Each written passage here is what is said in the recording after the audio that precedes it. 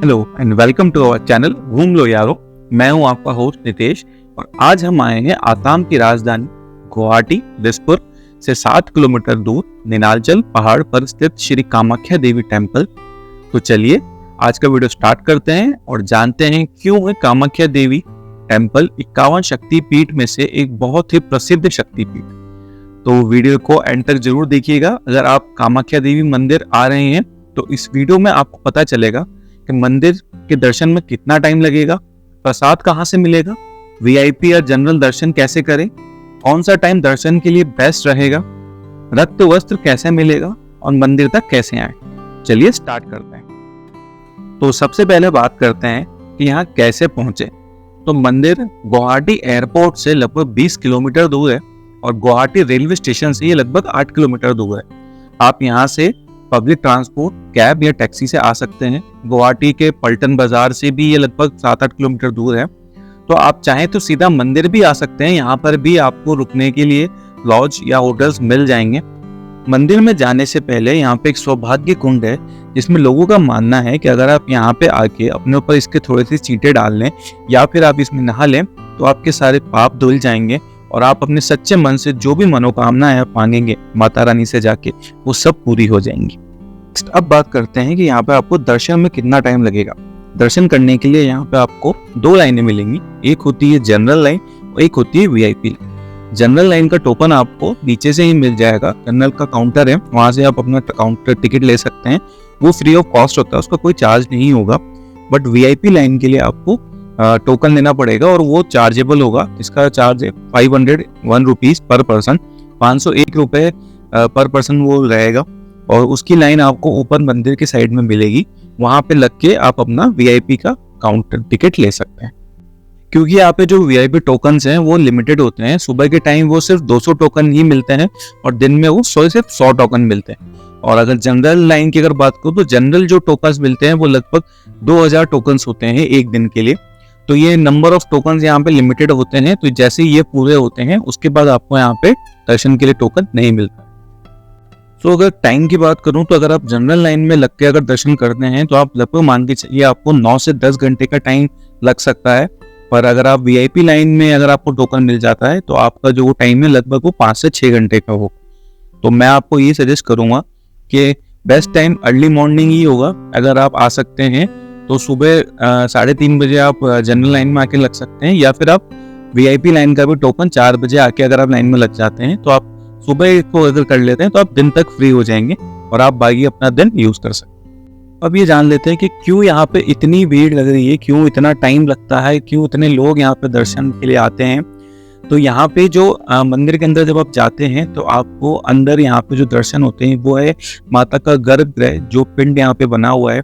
वो माना जाता है कि सती माता के जब विष्णु जी के चक्र से टुकड़े हुए थे तो उनका जो शरीर का अंग था योनि वो यहाँ पे गिरा था और वो बहुत पावरफुल माना जाता है। लोग बहुत दूर दूर से यहाँ आते हैं दर्शन करने अपनी मनोकामनाएं लेके, और वो ये मानते हैं कि हम यहाँ पे हमारी सारी मनोकामनाएं पूरी होंगी। तो लोग दूर दूर से इसलिए आते हैं, इतनी देर तक यहाँ पे मंदिर की लाइन में लगते हैं क्योंकि वो अंदर जाके वहाँ के दर्शन करना चाहते हैं, इसलिए इतनी लंबी लाइन लगती है। और यहाँ पे माँ की एक प्रतिमा भी है। तो अगर आपके पास टाइम नहीं है और अगर आप दिन में आए हैं तो यहाँ पे जब आप वीआईपी लाइन के आसपास देखेंगे तो आपको बहुत सारे पुजारी मिल जाएंगे। आप उन पुजारी से कह सकते हैं, वो पुजारी जी आपको दूर से देवी की जो प्रतिमा है उसके दर्शन कराते हैं और वो वहाँ चढ़ा के आपको वो अपनी पूजा वापस दे देते हैं। तो ये आप कर सकते हैं, कुछ दक्षिणा पंडित जी को दे सकते हैं। तो अगर आपके पास टाइम कम है तो आप इस तरीके से दर्शन कर सकते हैं। बट अगर आप अंदर जाके गर्भगृह के ही दर्शन करना चाहते हैं तो उसके लिए आपको टाइम लगेगा, वो आप जल्दी में नहीं कर सकते। तो एक और तरीका है जो कि पुजारी जी को आप देख के कर सकते हैं, तो आप ये भी कर सकते हैं। तो चलिए अब जानते हैं कि रक्त वस्त्र है क्या, ये कैसे मिलेगा। पर इसको जानने से पहले ये जानना जरूरी है कि क्यों लोग इसको इतना मानते हैं, क्यों इसकी इतनी मान्यताएं हैं। तो चलते हैं हम थोड़ा सा हिस्ट्री में। तो अगर हम जो यहाँ पे बताया गया है वो ये है कि माता सती जो थी वो राजा दक्ष की पुत्री थी और राजा दक्ष ने बड़ी सभा में महादेव भगवान शंकर का अपमान किया था। तो वो माता सती सह नहीं पाई थी और उन्होंने यज्ञ स्थल पर ही अपने प्राणों की आहुति दे दी थी। भगवान शंकर ने यज्ञ कुंड से ही माता के पार्थिव शरीर को निकाला और अपने कंधे पर उठा लिया और दुखी हो गए, इधर उधर घूमने लगे। इस कारण पूरी धरती पे प्रलय आने लगा। तब भगवान विष्णु ने अपना सुदर्शन चक्र से माता सती के शरीर के टुकड़े कर दिए और फिर धरती पे शरीर के टुकड़े जहां भी गिरे वो हर जगह एक शक्तिपीठ का निर्माण हुआ और आज टोटल 51 शक्तिपीठ हैं। ऐसा कहा जाता है कि नीलांचल पहाड़ पे जो हिस्सा गिरा वो माता की योनि था, औरतों के शरीर का वो हिस्सा जहां से हम सबने जन्म लिया, द सोर्स ऑफ लाइफ, जो रिप्रेजेंट करता है फेमिनिन पावर को। हर साल के जून माह में 3 दिन के लिए मंदिर के पट बंद किए जाते हैं। ऐसा माना जाता है कि हर वर्ष जब माता रथ 16 होती हैं तब यहाँ पे अम्बुवाची मेला का आयोजन किया जाता है जो कि 3 दिन चलता है। उन दिनों माता भगवती के दरबार बंद हो जाते हैं। उन दिनों में गुवाहाटी में ना तो कोई मंदिर खुलता है ना कोई मंगल कार्य होता है। चौथे दिन माँ की मूर्ति को वैदिक अनुष्ठान करा के मंदिर के दर्शन के लिए खोल दिया जाता है। हर साल इन 3 दिनों के लिए ब्रह्मपुत्र रिवर का जल लाल हो जाता है। कहा जाता है कि माँ कामाख्या के मासिक धर्म का कारण होता है। अम्बुवाची मेले के दौरान भक्तों को मिलता है वो लाल रक्त वस्त्र। बताया जाता है कि माँ रथ 16 होने से पहले पूर्व माता कामाख्या की प्रतिमा के आसपास सूखा सफेद कपड़ा बिछा दिया जाता है, लेकिन 3 दिन बाद पश्चात जब कपाट खोले जाते हैं तब ये वस्त्र माता के रज के कारण रक्त जैसा लाल हो जाता है और इस दिव्य वस्त्र को अम्बुवाची वस्त्र कहा जाता है और ये उन भक्तों में दिया जाता है प्रसाद के रूप में। इसीलिए जून के माह में यहाँ पे काफी भीड़ होती है। चलिए अब जानते हैं कि आपको महाभोग महाप्रसाद कहाँ से मिलेगा।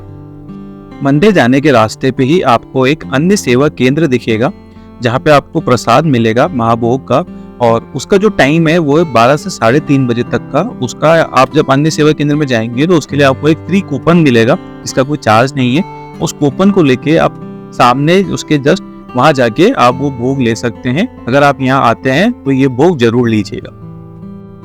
आइए जानते हैं कुछ रोचक तथ्य मंदिर के बारे में। तो मंदिर में रोज सुबह यहाँ पे एक बकरे की बलि दी जाती है, उसके बाद ही पूजा स्टार्ट होती है।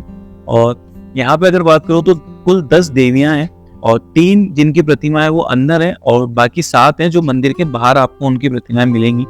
और उसके अलावा अगर बात करूं तो अम्बावाची मेला जो कि हर जून में लगता है, उस दौरान इस शक्तिपीठ को, क्योंकि सारे शक्तिपीठों में से माँ शक्तिपीठ माना गया है, तो उस दौरान यहाँ पे कई सारे अघोरी पुजारी यहाँ पे आते हैं और अपनी तंत्र विद्याएं पूजाएं करते हैं। तो अगर आप उस टाइम पे यहाँ आते हैं तो आप अघोरी और कई सारे पुजारियों के दर्शन भी कर सकते हैं। तो अब जान लेते हैं कुछ अन्य बातें जिनका अगर आप मंदिर में आते हैं तो ध्यान रखिएगा। सबसे पहली बात ये कि मंदिर में जब आप अंदर गर्भगृह के दर्शन कर रहे होंगे उस टाइम पे वहाँ पे फोटोग्राफी या वीडियोग्राफी करना बिल्कुल वर्जित है। तो अगर आप ये करते हुए पाए जाते हैं तो वहाँ पे लगभग 5,000 रुपए का जुर्माना है। तो आप इस चीज़ का ध्यान रखिएगा, वहाँ अपने मोबाइल को ना निकालें।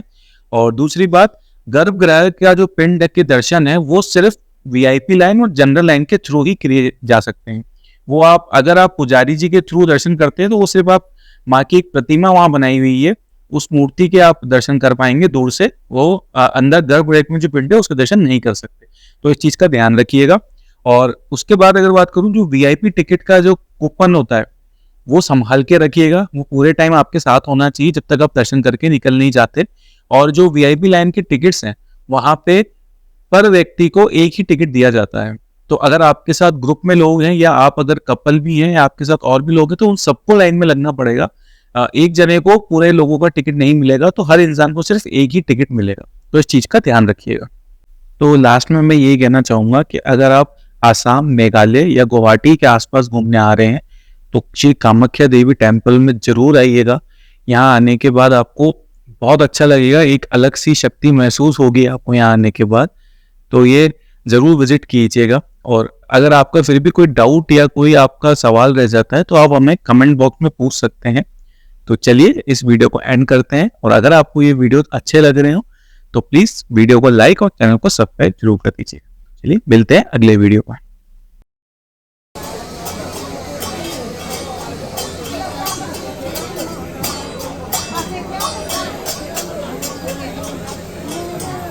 नहीं, वहाँ से जाना है।